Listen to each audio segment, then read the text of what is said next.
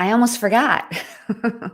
I wanted to talk to you about what happened with Alec Baldwin and the terrible tragic shooting that occurred on the set of his new movie.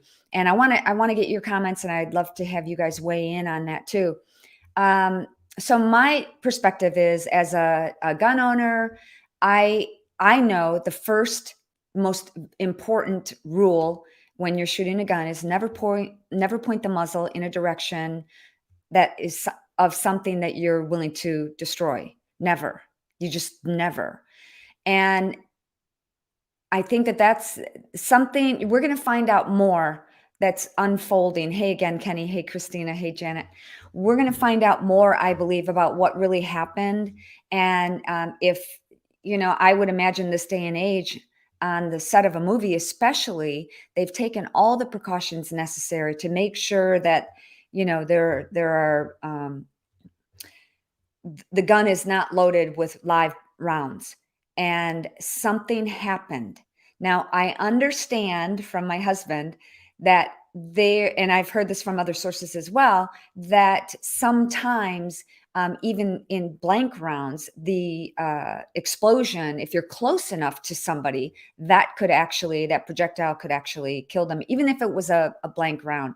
But again, I think the major rule of thumb is never point a gun, even a prop gun, in the direction of something that you're willing to destroy. So I think that's the most important thing. I want to use this time. I'm not going to go out there and bash uh, Alec Baldwin or anybody. This is a tragic event, and when I first heard about it, I said a prayer for Alec, even though, I've seen other people who are conservatives bash him and say and have all kinds of memes about him. I don't think this is the time for that. This is a tragic, tragic, tragic situation. Uh, that's all. End of discussion. I think that a lot of things are going to come out. We're going to find out about it.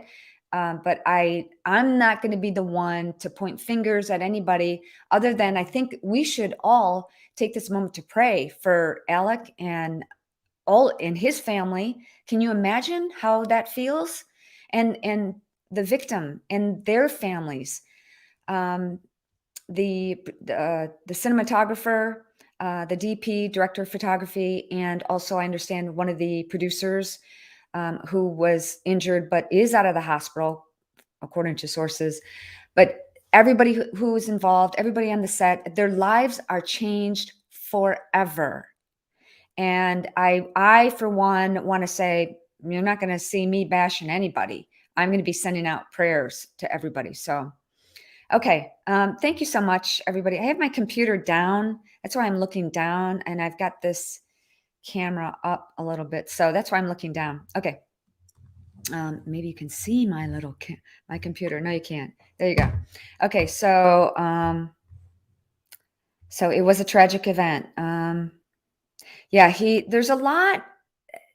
Andrea says he has held a gun in too many movies. I don't know. I don't want to. Hello, Scott McIntosh. It's been a while. How are you? Bottom line is, Kathleen, I agree. It was a tragic accident, just tragic. We're going to learn more about, and Christina, yes, we should just pray. This is an opportunity for us all to come together and pray.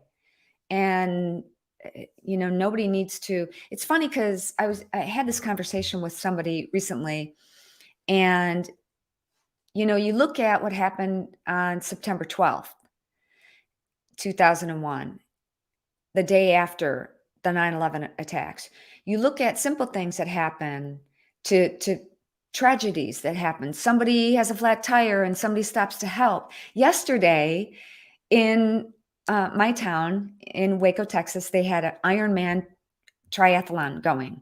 And so I thought, okay, I saw this coming it was everywhere. Streets were blocked off everywhere. And I thought, okay, I'm going to basically take the back roads. Well, those were the roads that they were on. And every time I turned down, it was like I was just sitting on the road waiting for all these bikers to go by. And on the way home, I thought, okay, they got to be done with by now, right? So there was one cyclist that was coming, doing the same route I'm when I was on my way into town. And we waited. There was a few cars behind me, and there were so many cops. Thank you so much to law enforcement, to the sheriffs that were blocking off traffic, directing traffic, helping to keep all the bikers safe. God bless you for what you're doing. But there was one cyclist who was, you could tell she was struggling, and I'm stopped in my car. We're going at a snail's pace, waiting and waiting. It probably took me an hour to go 20 miles. And there came a time when she stopped. She just stopped her bike and she took a drink of water.